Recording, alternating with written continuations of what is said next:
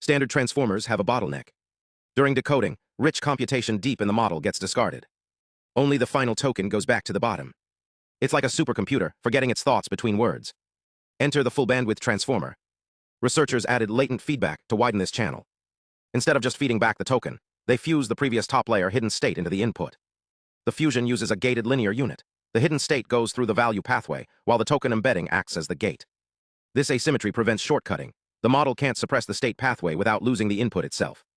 This lets non-verbalized computation, like partial plans, re-enter the stack with a fresh depth budget. The model stops wasting tokens narrating its thoughts and thinks directly in the latent space. Training this directly kills parallel teacher forcing. So they use a multipass objective.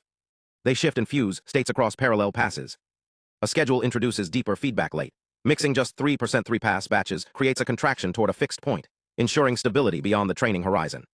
Results: a 1 billion parameter model matches standard transformers trained with up to 5 times more tokens. On math and coding, it achieves better accuracy with shorter reasoning traces. It solves problems faster by carrying state instead of spelling it out. Inference overhead is negligible, just 2 matrix multiplications per token. This is a massive leap in data efficiency.